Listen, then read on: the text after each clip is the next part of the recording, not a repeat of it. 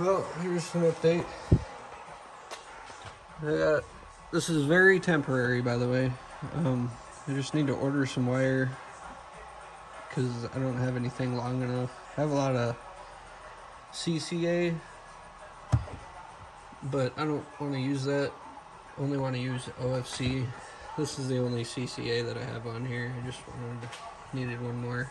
Well, my plan is to put it down there by the bag on the floor and run the wires under the seat somehow. I think I might go with some 4/0 gauge, which I have 2 on here. That's all I had left. One's going to the ground chassis. And if you haven't seen my other videos, the ground chassis over there, I have a 4/0 running all the way from the bottom of the car where that's bolted to the alternator up front. So it's grounding through a wire and the chassis all at the same time. So I got, this one goes to that bar, and then this one goes to that bar as well. And then I got this one go to the 120 amp hour bank in the back. You can barely see it, but it's back there, fit behind my fuse block and everything.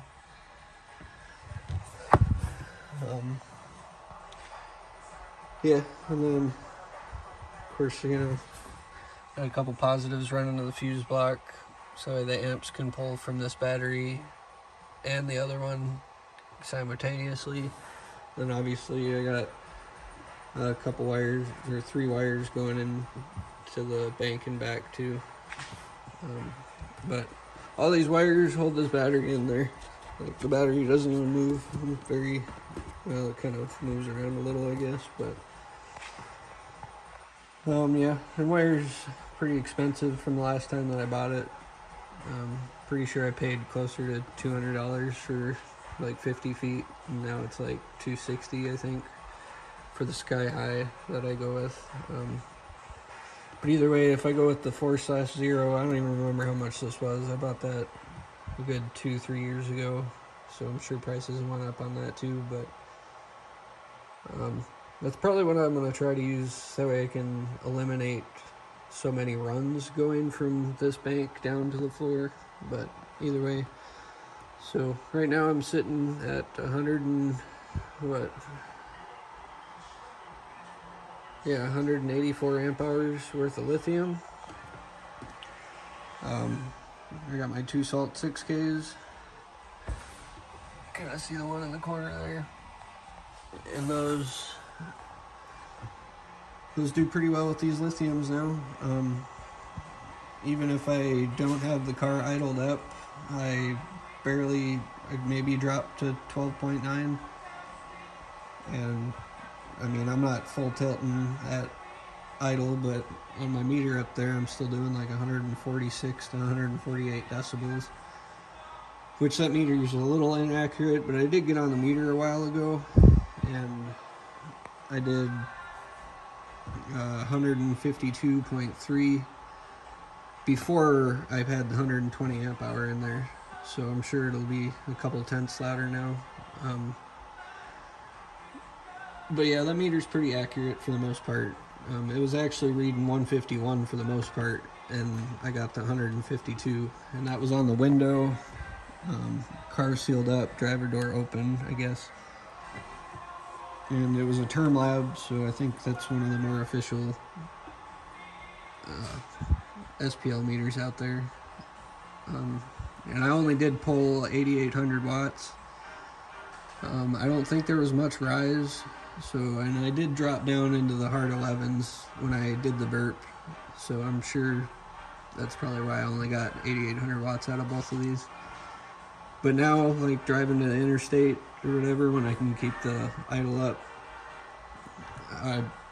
I slowly drop down into the 13s. Like, I can play a good full song and still be at 12.6 or 13.6 and higher. So it's definitely beneficial. I still need to get more alternator up there because, this is only reserve at this point, which is beneficial right now, so I'm not really complaining, but I still would like to be solid voltage. 14.6 is where I normally run, because you go any higher than that, these batteries don't like it. And from previous experience, I found out that, yeah, it's no good. I mean, granted, I know cells have their bad days. You just get a bad one, like this one I bought brand new. This one was just the only cell out of the bank that was hot. I mean, it was a good 25 degrees warmer than the rest of the cells, so figure I probably shouldn't run that. And then all these other ones, well, this one's actually good, but all these other ones leak, and I'm sure that's because I was running at 14.8, 14.9 volts for so long. And actually I had a dead cell too, so, but this is, a learning experience. So now I turn my voltage down to 14.4, and it fluctuates up to 14.6. But yeah, figured I'd give you an update. And I know I don't show this crossover often on my CCA wire, because I was digging for the last of my OFC wire. But this DS18 crossover, as you can see, XM6LD. I love this thing. It's the cheapest, best option other than actual DSP. So, and I'm not complaining. As you can see there, I got one channel that's not being used. And really, two of the channels are pretty similar to each other. I do have them tweaked a little bit different, but I have one for the 10s, I have one for 6.5, I have another for the other 6.5, and then I have the tweeters, and of course the subwoofers. You got the tweeters, you got the two 6.5s, because I got them, the 6.5s on a 4-channel, so I'm using 2 channels per crossover there. And then the mid bass I have running on this one, because I can adjust top and bottom. The mid bass I was trying to, the mid bass I was trying to use, but I don't know, it doesn't quite work like I want it to. I wanted to go a little higher than 1,000 hertz, and it definitely made a difference. But yeah. And then when I get those alternators, I can take this heavyweight out and put that little guy over here, because those are pretty much the same exact size. And then I don't have to have it down here on the floor, so maybe I can do the alternator thing before I even buy the extra wire to put it down there, and then I don't really need to. But yeah, I was so desperate for wire, I had to pull out my old Singer. It's so dirty and gross, but yeah, Stinger. 0 gauge OFC. But it works. So, yeah, until the next one.